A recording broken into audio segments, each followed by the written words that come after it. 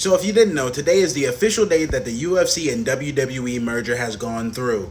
And they said that their goal is for every WWE fan to be a UFC fan and every UFC fan to be a WWE fan. And I'm here to tell you right now, that ain't happening.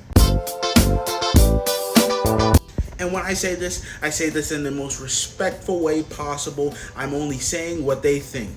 UFC fans think that WWE is gay. And UFC fans are dangerously homophobic. Not all of them, but a good amount are. 2 UFC fighters in one night dropped the F word.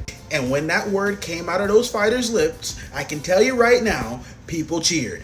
Then you take it over to the WWE side. They just don't like UFC. The amount of times that a UFC fighter has come into WWE to have a match and people shit on it is astounding. The idea of a UFC fighter getting in a WWE ring would cause certain fans to get into a casket just so they have the right to roll over in their own casket. WWE and UFC fans don't like each other in general. They don't like each other's sports, and they just don't like each other in general. So if that was one of the selling points of the WWE and UFC deal, I don't know how the fuck this shit happened.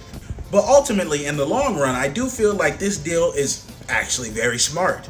Because one of the people that's like, big CEO or whatever of UFC said that UFC and WWE are going to be hosting events within the same weekend around the same area.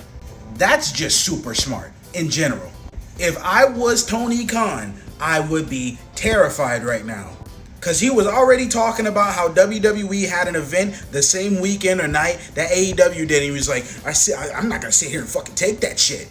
Buddy, this time it's UFC and WWE in the same weekend. You better hope and pray you don't have a pay-per-view the same weekend as them, because you're going to have to take it. Shit, you're going to have to bend over. My main concern with this deal is I really, really hope Vince has no power. I really hope they're not like, well, Vince had the WWE in the Attitude Era, and look at it then. Bro, go retire. I know I have problems with Triple H, but I'd much rather Triple H book than Vince. That's my only concern with this. If Triple H has full power, whatever. You know what? Fucking go all out. But in general, I have been seeing some people talk about this deal negatively, and ultimately there's nothing really negative to say because there's nothing that happened yet.